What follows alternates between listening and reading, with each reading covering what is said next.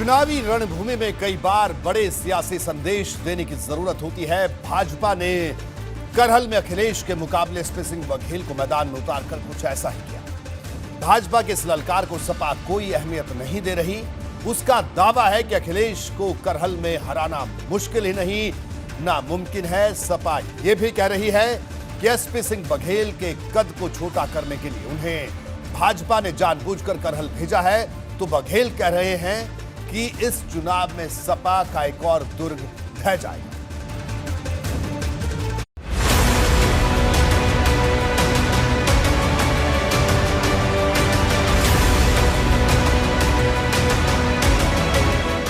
सियासत के शिलापट पर चुनावी लड़ाई की कई इबारतें मौजूद हैं, लेकिन करहल के दंगल की मिसाल शायद ही कहीं मिले। करहल में अखिलेश यादव के खिलाफ अपने बड़े नेताओं में से एक एसपी सिंह बघेल को मैदान में उतारकर भाजपा ने साफ कर दिया है कि वो अखिलेश यादव को उनके गढ़ में घुसकर घेरने और यहां उलझाए रखने में कोई कसर नहीं छोड़ेगी। रिकॉर्ड होते ही हैं रिकॉर्ड तोड़ने के लिए। कभी कॉलरिस ने, कभी बेन जॉनसन ने, तो कभी किसी ने, ठीक है ना, तो कभी मिल्खा सिंह जी का था तो फिर कभी किसी के पास गया। तो मैं 100% कॉन्फिडेंस रखता हूँ और ऊपर भगवान से डरता हूँ, नीचे जनता से डरता हूँ। भाजपा ने अपने इस बड़े कदम के जरिए चुनावी महाभारत की रणभूमि में ये साफ संदेश दिया है कि वो हर चुनौती के लिए तैयार है। अखिलेश यादव ने पहली बार विधानसभा चुनाव लड़ने के लिए सबसे सुरक्षित सीट करहल को चुना, जहां करीब 3,71,000 मतदाताओं में 1,44,000 से भी ज्यादा यादव वोटर्स हैं।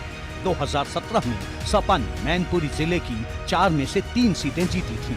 इससे समझा जा सकता है कि अखिलेश के लिए यहां का चुनाव कितना आसान है, लेकिन भाजपा ने उनके लिए आसान राह में मुश्किलें पैदा करने के लिए सबसे बड़ी तैयारी का ट्रेलर दिखा दिया है।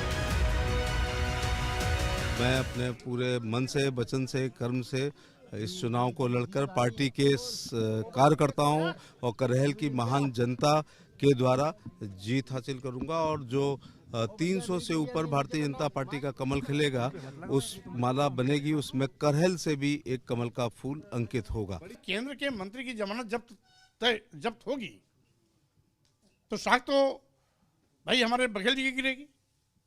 बाद में ये भी कह सकते हैं कि तुम चुनाव हार गए हो, चलो अब केंद्रीय मंत्री से पद से हटो।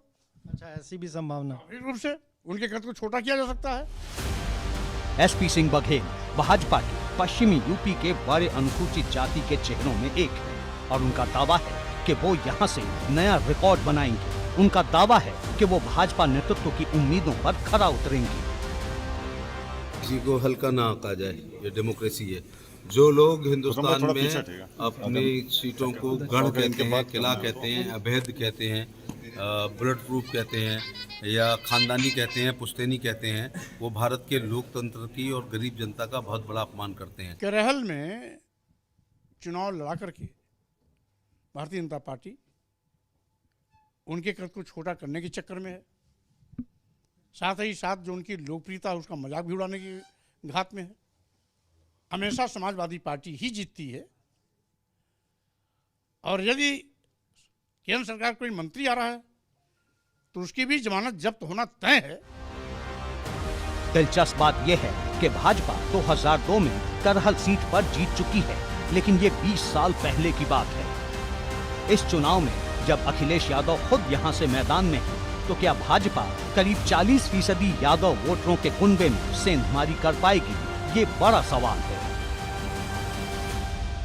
देखिए, इतना मान के चलिए, भारतीय जनता पार्टी बहुत बड़ी पार्टी है और उत्तर प्रदेश की महान जनता के द्वारा जिस प्रकार से स्वीकारता मिल रही है, अब मान के चलिए जो भी विपक्ष का बड़ा से बड़ा नेता लड़ेगा वो चुनाव हारेगा और बीजेपी का जो भी प्रत्याशी होगा वो चुनाव में जीतेगा। देखिए, भी देखते जाइए आगे होता है क्या।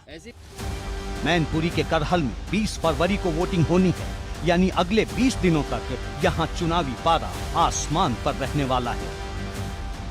एबीपी गंगा के लिए मैनपुरी से रतीश त्रिवेदी के साथ ब्यूरो रिपोर्ट।